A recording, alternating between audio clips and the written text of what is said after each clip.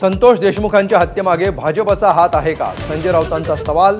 तर भाजप नेत्यांकडून राऊतांची वेड्याशी तुलना.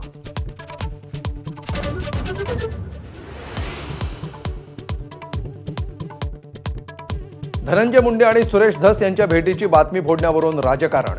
जितेंद्र आव्हाडांचं बावनकुळेंकडे बोट. तर बातमी फोडण्याचा प्रश्नच नाही, बावनकुळेंकडून खंडन.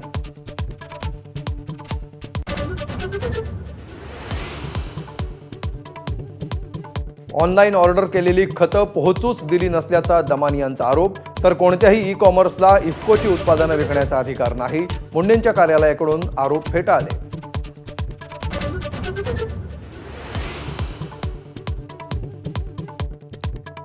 शरद पवारांचे राष्ट्रवादीचे प्रदेशाध्यक्ष जयंत पाटलांकडून कॉलेजच्या कार्यक्रमासाठी नितीन गडकरींना आमंत्रण.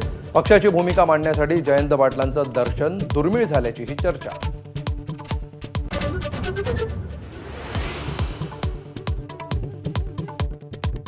ठाकरेंची शिवसेना फोडण्यासाठी आर्थिक बळाचा वापर.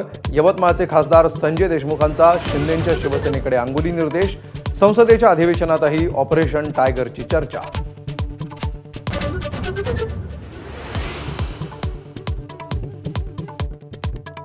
मंत्रालयात आता 2 वैद्यकीय सहाय्यता कक्ष. उपमुख्यमंत्री एकनाथ शिंदेही स्वतंत्र वैद्यकीय सहाय्यता कक्ष सुरू करणार.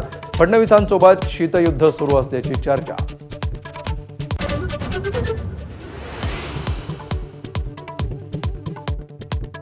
ऑक्टोबरपासून एसटी कर्मचाऱ्यांची पीएफची रक्कम जमा होत नसल्याचं उघड. एसटी महामंडळ सरकारी निधीच्या भरवशावर. अडचणीच्या काळात रक्कम कोण देणार, कर्मचाऱ्यांचा प्रश्न.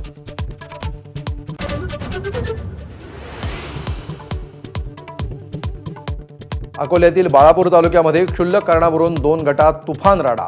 वादानंतर दोन्ही गटाकडून मोठी दगडफेक आणि गाड्यांची जाळपोळ. पोलिसांकडून कारवाई.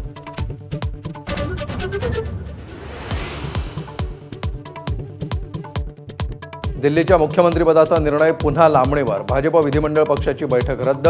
20 फेब्रुवारीला मुख्यमंत्र्यांची निवड तर 21ला शपथविधीची शक्यता.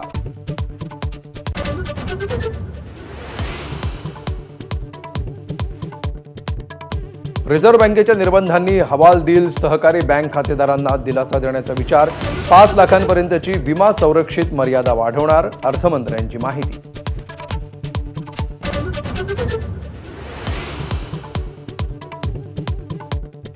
अनधिकृत इमारतीवरील नालासोपारा मनपाची तोडक कारवाई पूर्ण. डम्पिंग आणि मलनिस्सारणाच्या राखीव जागेवरील सगळ्या 41 अनधिकृत इमारती जमीनदोस्त.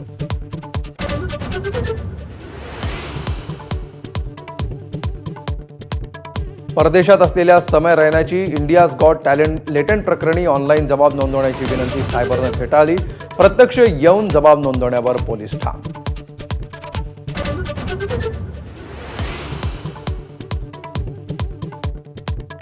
ओपनिंग वीकेंडमध्ये छावाची घोडदौड 100 कोटींच्या पुढे.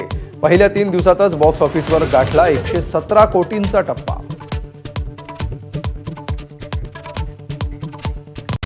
Headlines brought to you by Chitale बंधू.